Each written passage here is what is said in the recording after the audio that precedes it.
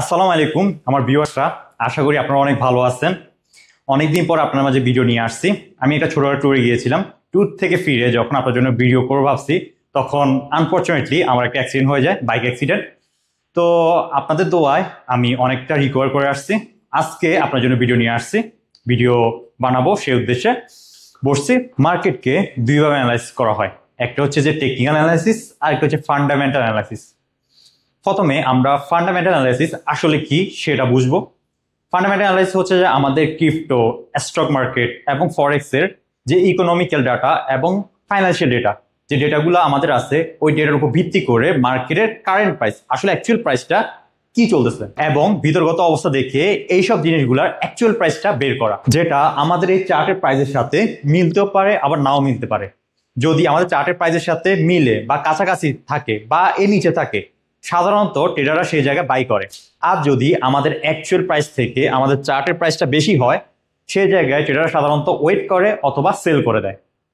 উদাহরণ সহ বোঝার জন্য, এই যে দেখছেন আমার হাতে একটা কলম, এটার বিল কোয়ালিটি, ডিজাইন এবং পারফরমেন্স দেখে এটার অ্যাকচুয়াল প্রাইস হওয়া উচিত 100 টাকা।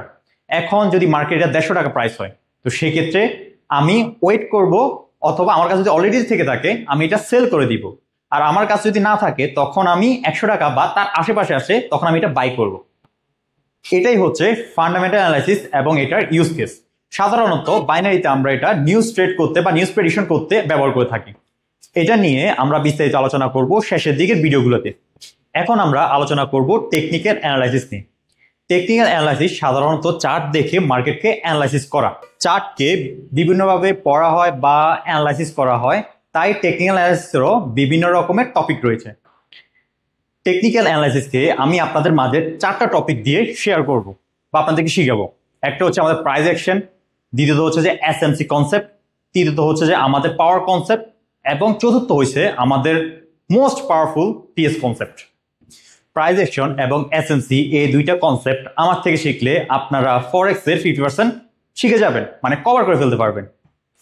প্রাইস অ্যাকশনে আমি ফরেক্স এবং বাইনারি সব টপিক নিয়ে আসবো, এবং এসএমসিতে আমাদের যে যে টপিকগুলো বাইনারিতে ব্যবহার হয় সেই সব জিনিসগুলো আমি এই এসএমসি টপিকে কভার করব। অনেক মূর্খ ট্রেডার আসছে 2 দিন যাবত আপনার ট্রেডিং ফিল্ডে আসছে, আবার নাকি ফরেক্সও শিখায়। তারা নিজেদেরকে দাবি করে এসএনসি ট্রেডার, কেউ বলে আইসিটি ট্রেডার। আসলে এসএনসি আইসিটি আসলে কি সেটা আপনাদেরকে ফার্স্টে বুঝতে হবে। আইসিটি কোনো টপিক না, আইসিটি হচ্ছে একটা চ্যানেল, যেটা ফুল ফর্ম হচ্ছে যে আপনার ইনার সার্কেল ট্রেডার, যার ওনার হচ্ছে মাইকেল জে হালস্টন। উনি ওনার চ্যানেলে এসএনসি কনসেপ্টটা শিখিয়েছিল, এবং ওইখান থেকেই এই এসএনসি কনসেপ্টের ধারণা আমরা পাই, এবং ওনার চ্যানেল নাম হিসেবে আমরা আইসিটি এই জিনিসটা জানছি। সুতরাং এসএনসি এবং আইসিটি কোনো ডিফারেন্ট টপিক না, এটা আইসিটি চ্যানেলে এসএনসি টপিক শেখানো হয়েছে, একটা চ্যানেল থেকে আমরা জানছি। এখন আসি পাওয়ার কনসেপ্টে। আপনারা জানেন বাংলাদেশে আমি প্রথম পাওয়ার কনসেপ্টের সাথে আপনাদেরকে পরিচয় করে দিয়েছিলাম। বিগত দিনে আমি দেখতে পেয়েছি পাওয়ার কনসেপ্ট আগের মতো কাজ করতেছে না, এবং আপনারাও অভিযোগ করছেন আমাকে যে পাওয়ার কনসেপ্ট আগের মতো কাজ করতেছে না। তো এটা কাজ না করার মেইন রিজন হচ্ছে মার্কেটে অ্যালগরিদমে কিছুটা চেঞ্জ আসছে।